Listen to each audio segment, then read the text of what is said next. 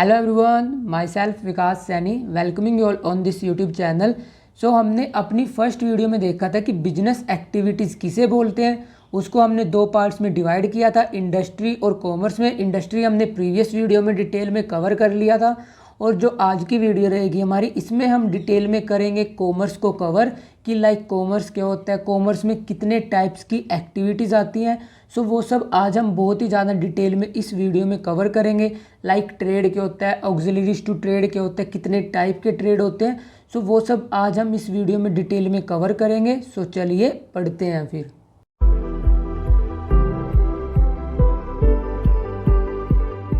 हमने अपनी previous video में देखा था कि हमने सारी बिजनेस एक्टिविटीज़ को दो पार्ट में डिवाइड किया था, इंडस्ट्री और कॉमर्स में। इंडस्ट्री को भी फर्दर प्राइमरी, सेकेंडरी और टर्सरी में डिवाइड किया। प्राइमरी को भी हमने डिटेल में कवर किया, सेकेंडरी को भी डिटेल में कवर किया और टर्सरी को भी। आज हम इस वीडियो में डिटेल में कवर करेंगे कि कॉमर्स क्या होता है और कॉमर्स को भी जितनी एक्टिविटी कॉमर्स में परफॉर्म होती हैं उसको भी हमने दो पार्ट्स में डिवाइड किया, ट्रेड और ऑक्सिलरीज टू ट्रेड। सो आज की वीडियो में बेसिकली जो लेफ्ट सेगमेंट था वो हमने प्रीवियस वीडियो में कवर कर लिया था और जो हमारा राइट सेगमेंट है वो आज हम इस वीडियो में डिटेल में कवर करेंगे। अब कॉमर्स में कितनी टाइप्स की एक्टिविटीज़ आती हैं उसको स्टडी करने से पहले आपको पता होना चाहिए कि एक्चुअली में हम कॉमर्स बोलते किसे हैं। सो कॉमर्स को स्टडी करने से पहले मैं आपको थोड़ा सा रिकॉल करा देता हूँ कि हमने बिजनेस में क्या पढ़ा था कि बिजनेस हम किसे बोलते हैं जब हम क्या कर रहे होते हैं, प्रोडक्शन कर रहे होते हैं और फिर उसको सेल करते हैं। सो जो प्रोडक्शन तक का टास्क था वो हमने कहाँ पर रखा था, वो रखा था हमने इंडस्ट्री की कैटेगरी में। और जो बचा हुआ टास्क है, लाइक हमने प्रोडक्ट तो मैन्युफैक्चर कर दिया, हमने सर्विसेज तो प्रोड्यूस कर दी, अब उसको कस्टमर को कैसे बेचेंगे, वो सारी की सारी एक्टिविटीज़ रहती हैं आपकी कॉमर्स में। सो प्रोडक्शन तक के सारे टास्क कहाँ रहेंगे, इंडस्ट्री में। और जब हमारी प्रोडक्शन हो जाती है फिर उसको कंज्यूमर को हम कैसे सेल करेंगे, वो सारी की सारी एक्टिविटीज़ रहती हैं आपकी कॉमर्स में। सो यहाँ पर कॉमर्स की क्या डेफिनेशन दे रखी है, it refers to all those activities which help directly और indirectly in distribution of goods to the ultimate consumer. Like वो सारी की सारी एक्टिविटीज़ जिनके थ्रू आप जो प्रोडक्ट मैन्युफैक्चर किया आपने इंडस्ट्री में उसको अपने कंज्यूमर को कैसे बेचोगे और क्या क्या एक्टिविटीज़ आप परफॉर्म करोगे, वो सारी की सारी एक्टिविटीज़ रहती हैं आपकी कॉमर्स में। सो बेसिकली हम किस टाइप की कैटेगरी को कॉमर्स में कंसीडर करते हैं, वो सारी की सारी एक्टिविटी जो कि रिलेटेड होती है आपकी डिस्ट्रीब्यूशन ऑफ गुड्स और services to the ultimate consumers. और कॉमर्स का मेन टारगेट क्या होता है, ये सारे के सारे हिंड्रेंसेस का मतलब क्या होता है, सारी की सारी प्रॉब्लम को रिमूव करता है कौन, कॉमर्स। अब कॉमर्स में भी हमने कितने टाइप्स की एक्टिविटीज़ को देखा, हमने देखा कि पूरी की पूरी एक्टिविटीज़ को सबसे पहले हमने इंडस्ट्री और कॉमर्स में डिवाइड किया। फिर कॉमर्स की भी सारी एक्टिविटीज़ को हमने दो पार्ट्स में डिवाइड किया है। फर्स्ट पार्ट है हमारा ट्रेड, सेकंड पार्ट है हमारा ऑक्सिलरीज टू ट्रेड। अब ट्रेड को भी हमने दो पार्ट्स में डिवाइड किया, इंटरनल और एक्सटर्नल। सो पहले हम ट्रेड को देख लेते हैं, फिर हम कवर करेंगे ऑक्सिलरीज टू ट्रेड। हम नॉर्मल लैंग्वेज में ट्रेड किसे बोलते हैं, जब हम कोई सामान खरीदते हैं उसको आगे फर्दर बेच देते हैं कुछ प्रॉफिट अर्न करने के लिए। सो उसे हम नॉर्मल लैंग्वेज में ट्रेड बोलते हैं। सो ट्रेड की यहाँ पर डेफिनेशन क्या दे रखी है, it refers to the buying and selling of goods with profit motive. मतलब जब आप कोई बना बनाया सामान खरीद रहे हो, और ये सामान कहाँ पर बना है, ये सामान बना है आपके इंडस्ट्री में। सो जब आपका सामान बन चुका है आप उसे खरीद रहे हो और आगे बेच रहे हो, किस लिए, ताकि आप प्रॉफिट अर्न कर सको। सो वो सारी की सारी एक्टिविटीज़ कहाँ पर रहती हैं, वो सारी की सारी एक्टिविटीज़ रहती हैं आपकी ट्रेड में। सो जो ये इंडिविजुअल इन एक्टिविटीज़ को परफॉर्म करते हैं उसे हम क्या बोलते हैं, उसे हम बोलते हैं ट्रेडर। लाइक ट्रेड क्या है, buying and selling of goods and services for profit motive. और जो इंडिविजुअल ये काम करते हैं उसे क्या बोलते हैं, उसे बोलते हैं हम ट्रेडर। सो यहाँ पर लिखा हुआ है, those individual which perform these activities are called trader. So सारी की सारी एक्टिविटीज़ हमने कितने पार्ट्स में डिवाइड करी, सारी एक्टिविटीज़ को सबसे पहले हमने इंडस्ट्री और कॉमर्स में डिवाइड किया। इंडस्ट्री में क्या हो रहा है, यहाँ तक इस स्टेप तक आपने सारा का सारा प्रोडक्शन किया है, अब उसको सेल कैसे करोगे, वो सारी एक्टिविटीज़ रहती हैं आपकी कॉमर्स में। अब कॉमर्स में भी ट्रेड क्या है, जब आप सामान खरीद रहे हो और उसके आगे बेच रहे हो, मतलब आपने सामान खरीदा उसको आगे बेचा, वो सारी एक्टिविटीज़ रहती हैं आपकी ट्रेड में। अब ट्रेड को भी हमने दो पार्ट्स में डिवाइड किया, इंटरनल और एक्सटर्नल। और इंटरनल को भी रिटेल होलसेल में, एक्सटर्नल को भी हमने डिफरेंट पार्ट्स में डिवाइड किया है। अब हम इस ट्रेड को बहुत ही ज़्यादा डिटेल में कवर कर लेते हैं। इंटरनल ट्रेड हम किसे बोलते हैं? जब आप सामान खरीद रहे हो और सामान बेच रहे हो किसी एक पर्टिकुलर कंट्री के अंदर, तब आप उसे बोलते हो इंटरनल ट्रेड। मतलब सपोज करो आप इंडिया में हैं, अगर आप सामान इंडिया में ही खरीद रहे हो, इंडिया में ही बेच रहे हो, तब आप उसे बोलोगे इंटरनल ट्रेड।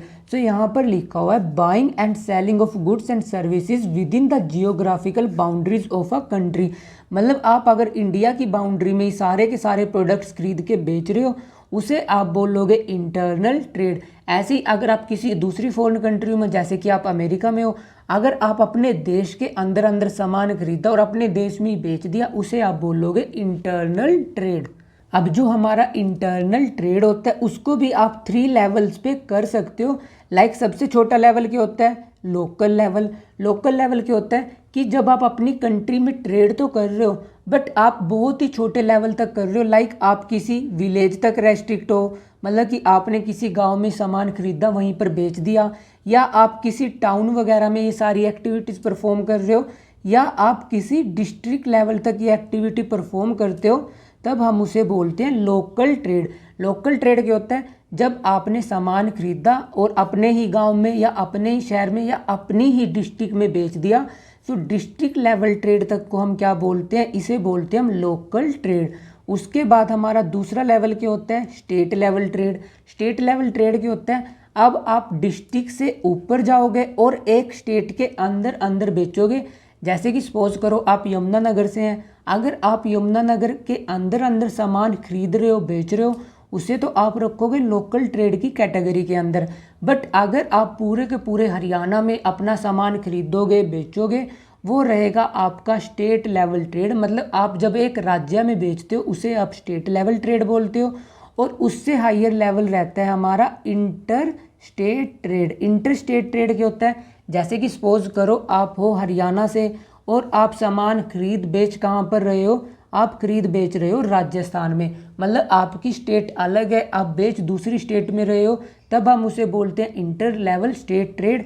सो ट्रेड हमारे पास 3 लेवल्स में हो सकता है। लोकल ट्रेड जो डिस्ट्रिक्ट लेवल तक होता है, स्टेट लेवल ट्रेड जो किसी स्टेट तक रहता है, लाइक हरियाणा के अंदर हो तो सिर्फ हरियाणा में ही बेचोगे, और इंटर स्टेट ट्रेड क्या होता है कि आपकी स्टेट अलग है, आप दूसरी स्टेट में जाकर बेच रहे हो। जैसे कि आप हो दिल्ली से, आप बेच कहाँ पर रहे हो? जम्मू कश्मीर में। सो ये रहता है हमारा इंटर स्टेट ट्रेड। और इंटर स्टेट ट्रेड का हमारा दूसरा नेम क्या होता है? इंटर स्टेट ट्रेड को हम काफ़ी बार बोल देते हैं नेशनल ट्रेड, क्योंकि इसमें आप डिफरेंट स्टेट में सामान बेच रहे हो। सो इसलिए ये आता है आपका नेशनल लेवल ट्रेड की कैटेगरी में। सो हमने ये तो देख लिया कि हम ट्रेड लोकल, स्टेट और इंटरनेशनल लेवल पे कर सकते हैं। अब किस किस टाइप का ट्रेड कर सकते हैं अब हम वो देख लेते हैं। सो फर्स्ट टाइप है हमारा होलसेल ट्रेड। होलसेल ट्रेड के होते हैं अब वो ट्रेडर जो डायरेक्टली प्रोड्यूसर से सामान लेते हैं और जो मार्केट में आपकी करियाने की शॉप्स होती हैं उनको बेचते हैं, वो उनको बोलते हैं wholesale trade. So buying of goods in large quantity, मतलब वो थोक में सामान खरीदेंगे किन से? From the producer and selling in the small quantity to the retailers. अब रियलिटी में क्या होता है? सपोज करो ये होता है आपका प्रोड्यूसर, यहाँ पर हो आप जैसे कंज्यूमर।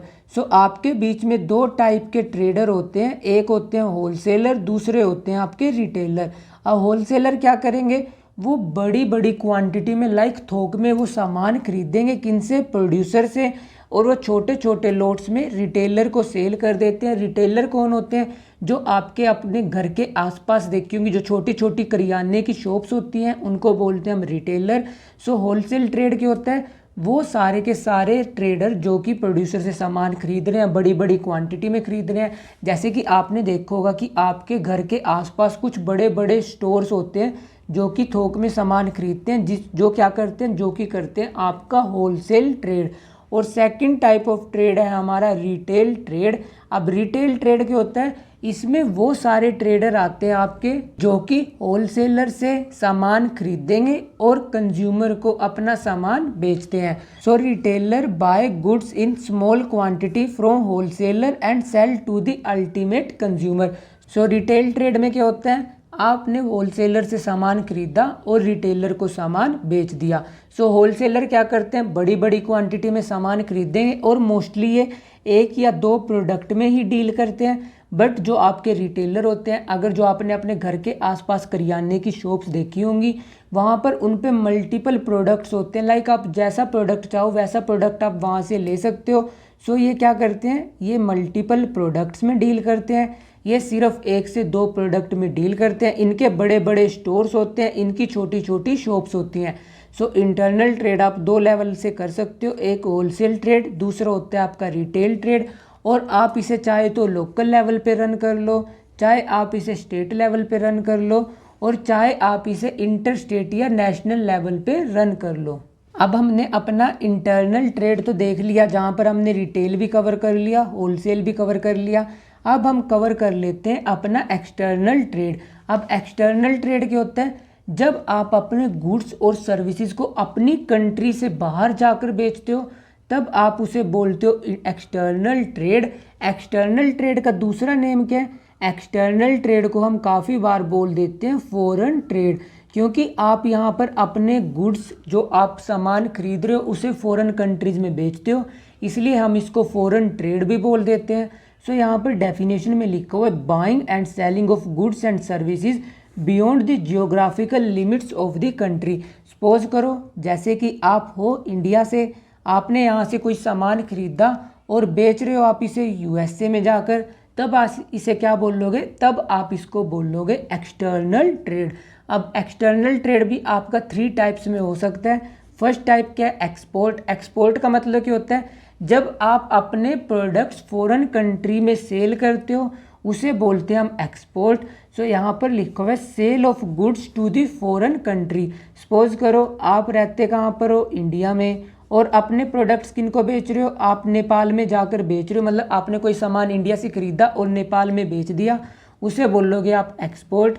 इंपोर्ट क्या होगा, अब आप फॉरेन से प्रोडक्ट खरीदोगे, प्रोडक्ट खरीदना इंपोर्ट होता है, प्रोडक्ट बेचना फॉरेन कंट्री में एक्सपोर्ट होता है। सो यहाँ पर लिखा है buying of goods from a foreign country. अब क्या करोगे, जैसे कि आप रहते कहाँ पे हो, आप रहते हो इंडिया में, जब आप नेपाल वालों को अपने प्रोडक्ट बेच रहे थे तब आप उसे एक्सपोर्ट बोल रहे थे। अब जो नेपाल के ट्रेडर होंगे अगर वो आपको अपने प्रोडक्ट बेचेंगे तब आप इसे बोलोगे इंपोर्ट। और थर्ड टाइप ऑफ ट्रेड क्या हमारे पास, entry port. Entry port trade क्या होता है, यहाँ पर आप एक कंट्री से प्रोडक्ट्स इंपोर्ट करते हो और एज इट इज़ आप दूसरी कंट्री को उनको एक्सपोर्ट कर देते हो। सो यहाँ पर लिखा हुआ है import of the goods for the purpose of export but not for the consumption in the home country. जैसे कि सपोज करो आप हो इंडिया से, आप क्या कर रहे हो, आपने कोई नेपाल से प्रोडक्ट खरीदा, आपने वो प्रोडक्ट लेकर आए नेपाल से, वो आपके इंडिया के पोर्ट्स वगैरह पे आया और आपने उसको एज इट इज़ यूएसए में बेच दिया, तब आप इसे बोल लोगे एंट्री पोर्ट। सो अब इन तीनों के बीच में डिफरेंस क्या होता है, एक्सपोर्ट क्या होता है। एक्सपोर्ट जब आप अपने प्रोडक्ट फॉरेन कंट्री में बेच रहे हो उसे आप बोल लोगे एक्सपोर्ट, और जब आप फॉरेन कंट्री से सामान खरीद रहे हो, उनके प्रोडक्ट्स खरीद रहे हो अपनी कंट्री में कंज्यूम करने के लिए, उसे आप बोल लोगे इंपोर्ट। और थर्ड टाइप का ट्रेड है हमारा एंट्री पोर्ट। एंट्री पोर्ट में क्या करते हो आप जस्ट उनसे उनके प्रोडक्ट खरीदोगे बट आप उसे कभी भी अपनी कंट्री में कंज्यूम नहीं करोगे। आप एज इट इज़ जैसे आपने सामान खरीदा आप एज इट इज़ उसे दूसरी कंट्री में क्या कर देते हो, दूसरी कंट्री वालों को बेच देते हो, उसे बोलते हो आप एंट्री पोर्ट। सो यहाँ पर भी यही लिखा है कि आपने एक कंट्री से इंपोर्ट किया, जैसे कि आप रहते इंडिया में हो, आपने नेपाल से कोई सामान खरीदा, आपने उसको इंपोर्ट किया और आप उसको एज इट इज़ एक्सपोर्ट कर दे रहे हो दूसरी कंट्री में, जैसे कि यहाँ पर मैंने एग्जांपल लिया है यूएसए का। सो हमने इंपोर्ट भी देख लिया, एक्सपोर्ट भी देख लिया और एंट्री पोर्ट भी देख लिया। सो ट्रेड के दो टाइप थे, इंटरनल एक्सटर्नल। हमने इंटरनल और एक्सटर्नल दोनों डिटेल में देख लिए। अब हम देख लेते हैं ऑक्सिलरीज टू ट्रेड की, ऑक्सिलरी या एड्स टू ट्रेड क्या होता है, अब हम उसको डिटेल में कवर करेंगे। जब हमने इंडस्ट्री पढ़ा था वहाँ पर हमने देखा था कि जो प्राइमरी इंडस्ट्री होती है और जो सेकेंडरी इंडस्ट्री होती है, जब उसमें प्रोडक्ट्स मैन्युफैक्चर होते हैं उनको डिफरेंट टाइप की सर्विसेज रिक्वायर्ड होती हैं। Like transportation, communication, banking, insurance. So ये सारी सर्विसेज की रिक्वायरमेंट जब प्रोडक्शन के लिए होती है उसको हम इंडस्ट्री की कैटेगरी में रखते हैं। और जब आप ट्रेड करोगे, लाइक आपने सामान खरीदा और जब आप उसको बेचोगे तब भी आपको ये सारी की सारी सर्विसेज रिक्वायर रहेंगी। अब कोई भी ट्रेडर होता है, अब वो सारे कंज्यूमर को कांटेक्ट कैसे करेगा, कैसे अपने प्रोडक्ट जो उसने यहाँ से एक प्रोड्यूसर से खरीदे, अब कंज्यूमर तो all over India, all over the world spread रहते हैं, अब उनके साथ वो कैसे कांटेक्ट करेगा। अब जो उसका सामान आएगा प्रोड्यूसर से लेकर उसकी साइट तक, अब हो सकता है इन बिटवीन वहाँ पर थेफ्ट हो जाए, कुछ ट्रक वगैरह में मिसकैरेज हो जाए।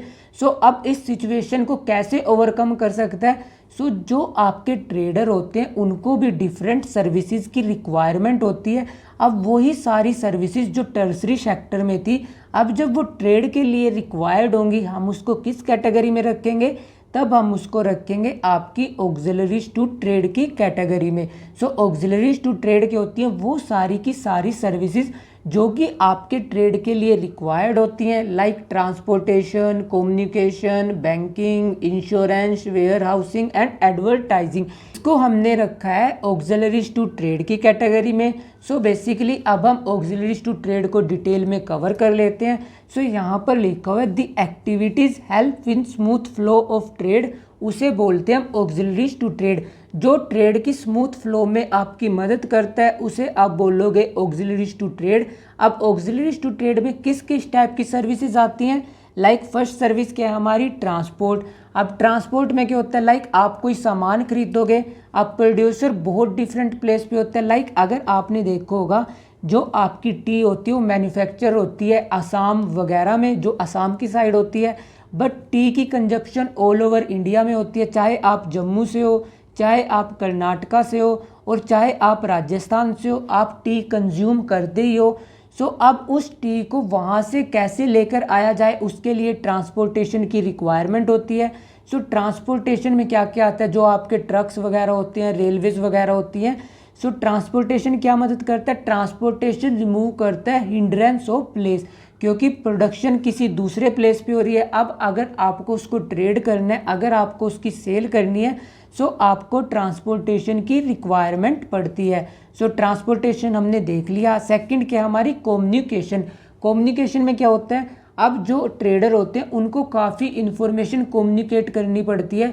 लाइक जैसे वो पोस्टल सर्विसेज यूज़ करते हैं, उनको पोस्ट वगैरह करने पड़ते हैं, टेलीफोन वगैरह यूज़ करने पड़ते हैं, फैक्स वगैरह करना पड़ता है और इंटरनेट वगैरह, ये सब वो सारे के सारे आइटम यूज़ करते हैं। अब कम्युनिकेशन किस टाइप की प्रॉब्लम को ओवरकम करता है, कम्युनिकेशन मदद करता है कि कैसे वो अपनी इंफॉर्मेशन को कम्युनिकेट कर सकते हैं डिफरेंट ट्रेडर्स को। लाइक जो अब आपके ट्रेडर होते हैं वो भी क्या करते हैं, वो भी प्रोड्यूसर से उनका सामान खरीदते हैं। अब जो वो प्रोड्यूसर से उनका सामान खरीदेंगे तो उनको ऑर्डर रिप्लेस करने पड़ते हैं, मतलब वो ऑर्डर प्लेस करेंगे, फिर वो उनसे डिफरेंट कम्युनिकेशन करते हैं। ये सारी की सारी पॉसिबल कब हो सकते हैं, सारे के सारे आइटम पॉसिबल तभी हो सकते हैं जब उनके पास कम्युनिकेशन की फैसिलिटी अवेलेबल हो। उसके बाद थर्ड ऑक्सिलरी क्या है, थर्ड है हमारी बैंकिंग एंड फाइनेंस।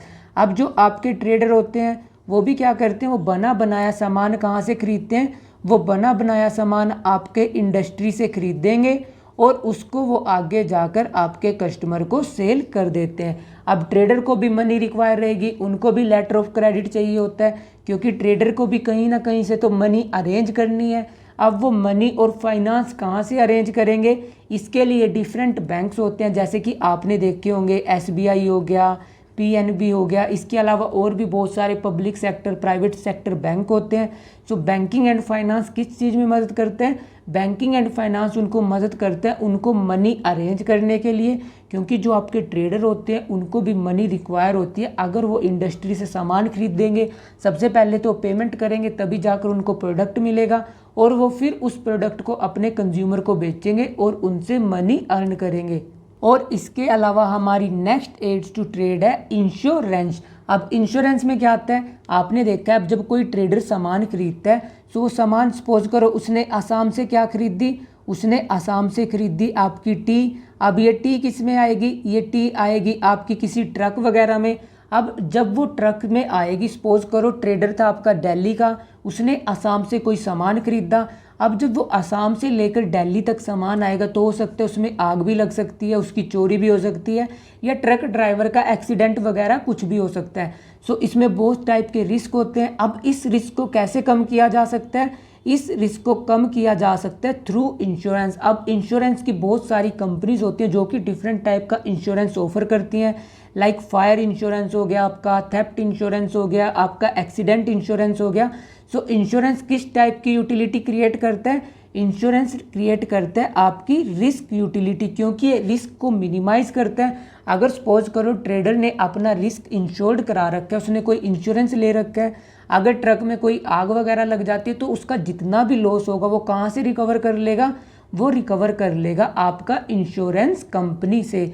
उसके बाद हमारी फिफ्थ एड्स टू ट्रेड दे रखी है वेयर हाउसिंग। अब कुछ प्रोडक्ट ऐसे होते हैं जो कि मैन्युफैक्चर तो किसी लिमिटेड टाइम पीरियड के लिए होते हैं। जैसे कि आपने देखा होगा जो वीट होती है उसका एक पर्टिकुलर सीजन होता है, लाइक 3-4 मंथ्स में ही वो सारी की सारी हार्वेस्ट हो जाती है, बट उसकी कंजप्शन पूरे के पूरे साल में चलती है। लाइक आप आटा तो पूरे के पूरे साल ही कंज्यूम करते हो, बट वो प्रोडक्शन तो उसकी सिर्फ विंटर्स में ही होती है।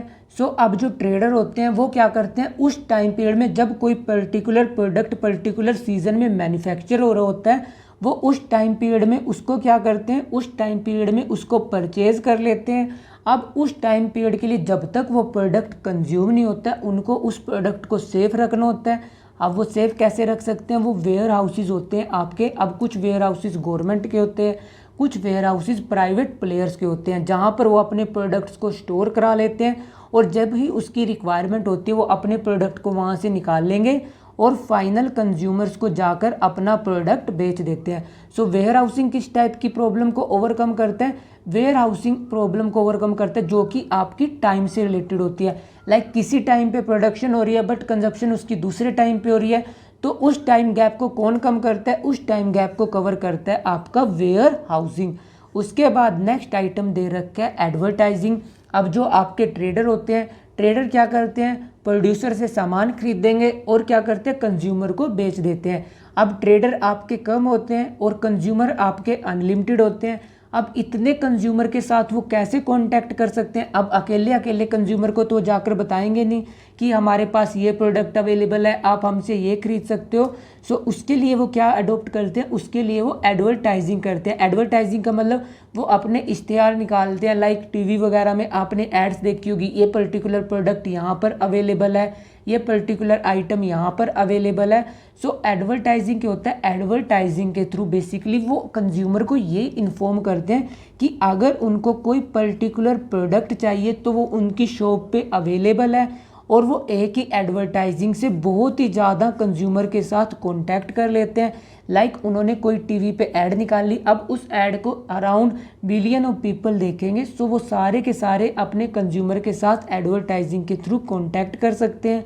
एडवर्टाइजिंग आप टीवी के थ्रू भी कर सकते हैं, आप इंटरनेट के थ्रू भी कर सकते हैं, और भी बहुत सारे मीडियम होते हैं एडवर्टाइजिंग करने के।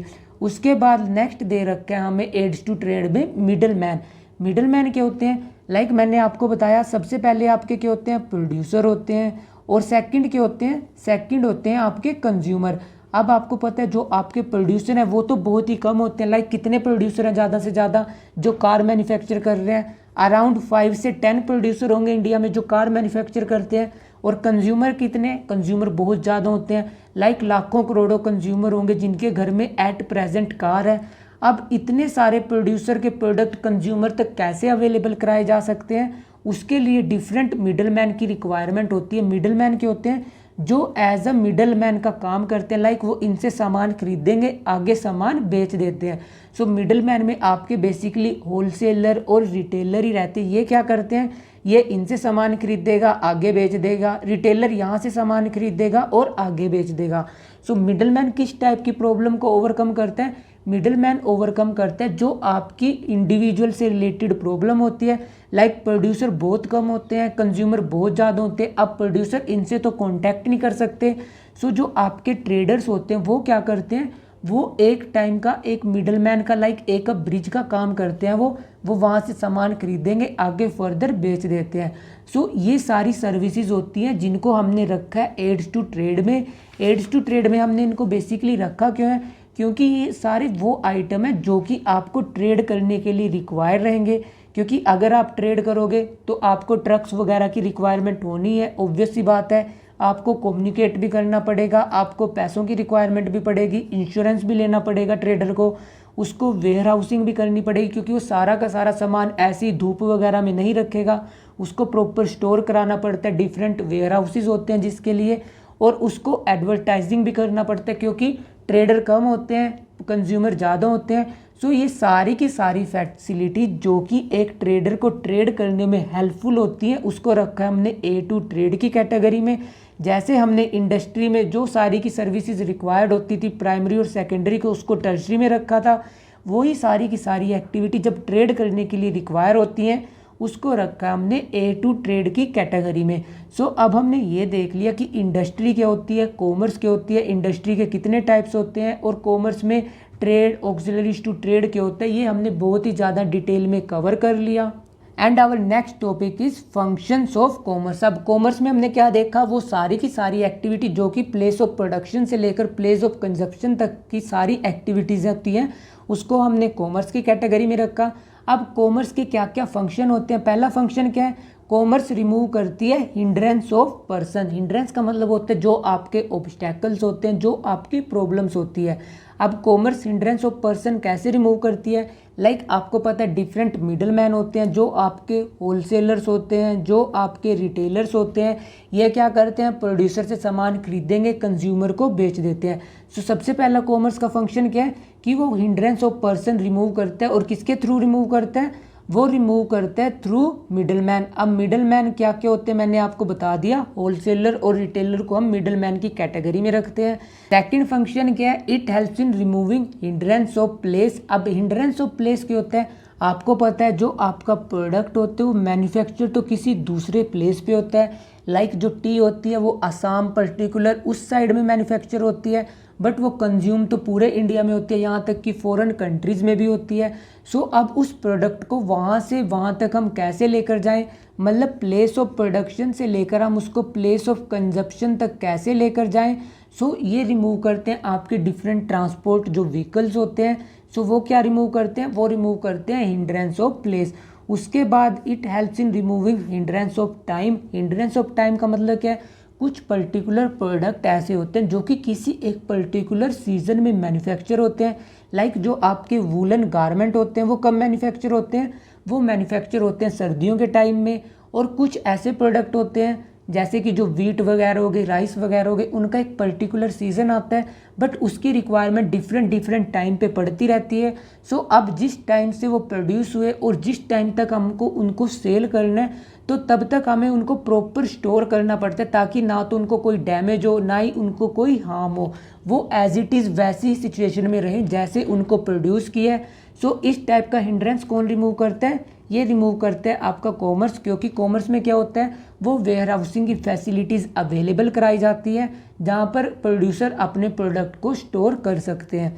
उसके बाद नेक्स्ट क्या है, helps in removing hindrance of finance. Hindrance of finance कैसे रिमूव होगा, डिफरेंट बैंक्स होते हैं जो कि ट्रेडर वगैरह को क्या अवेलेबल कराते हैं, उनको फंड्स अवेलेबल कराते हैं, लेटर ऑफ क्रेडिटर अवेलेबल कराते हैं।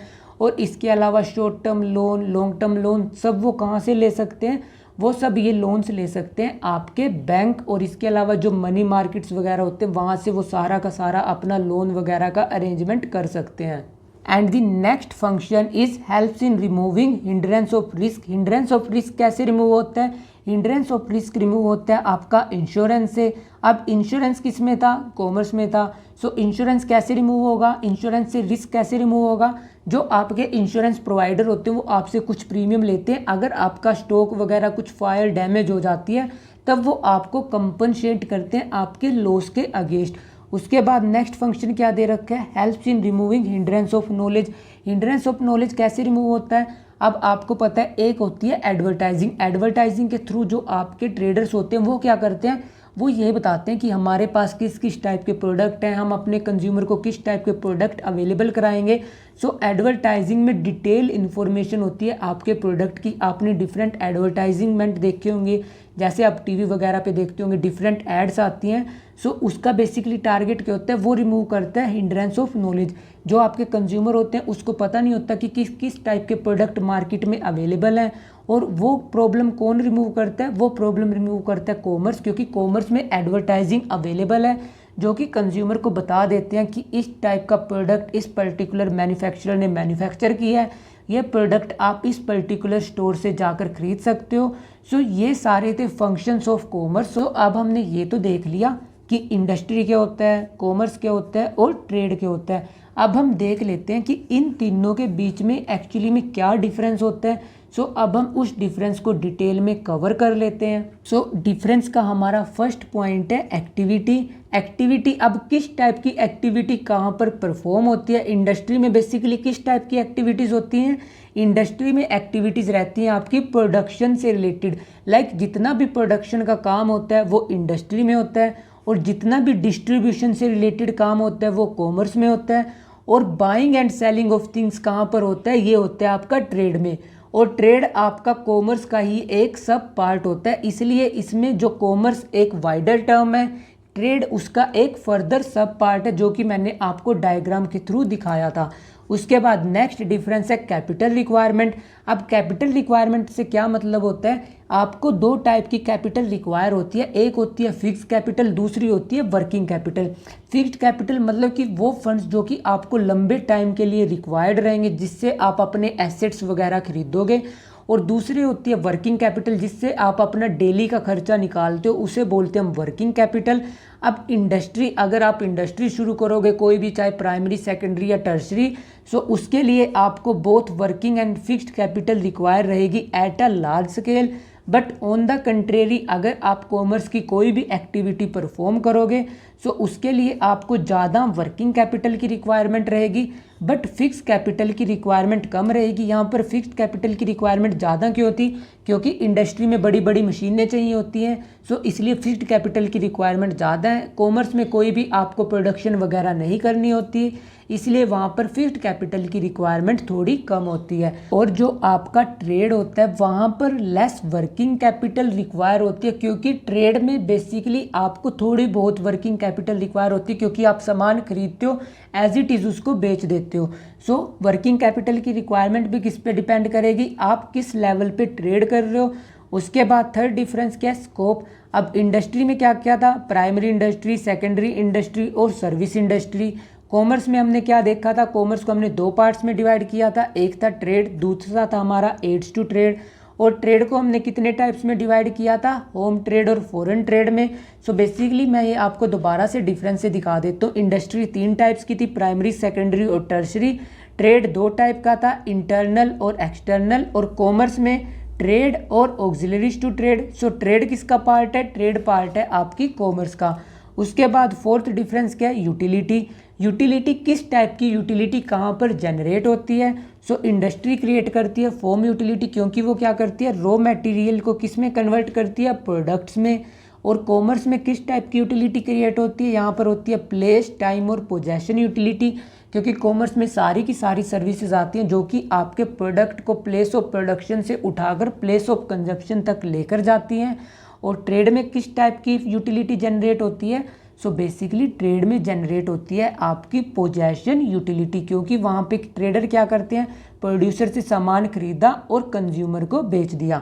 सो यहाँ पर पोजेशन यूटिलिटी क्रिएट होती है। उसके बाद नेक्स्ट डिफरेंस क्या है, रिस्क। अब जो इंडस्ट्री होती है वहाँ पर बहुत ज़्यादा रिस्क होता है, क्योंकि बहुत ज़्यादा फंड्स की रिक्वायरमेंट होती है। कॉमर्स में कम रिस्क होता है, क्योंकि यहाँ पर आपको बड़ी बड़ी मशीनें वगैरह खरीदने की रिक्वायरमेंट नहीं होती। और जो आपका ट्रेड होता है यहाँ पर सबसे कम रिस्क होता है as compare to commerce and as compare to industry. So industry क्या होता है, कॉमर्स क्या होता है और ट्रेड क्या होता है, वो बेसिकली हमने डिटेल में कवर कर लिया। सो बेसिकली आपने फर्स्ट चैप्टर में किया क्या, आपने सारी एक्टिविटीज़ को दो पार्ट में डिवाइड किया, इकोनॉमिक, नॉन इकोनॉमिक। फिर इकोनॉमिक को आपने बिजनेस, प्रोफेशन, एम्प्लॉयमेंट में डिवाइड किया। फिर बिजनेस को आपने सारी की सारी एक्टिविटीज़ को इंडस्ट्री और कॉमर्स में डिवाइड किया। फिर आप उनको डिफरेंट सब पार्ट्स में डिवाइड करके आपने उसको डिटेल में स्टडी किया। तो that's all for today. Keep learning and smiling. If you have any doubt you can ask me in the comment section, and don't forget to share and subscribe to the channel for more amazing videos. Thank you. Bye bye.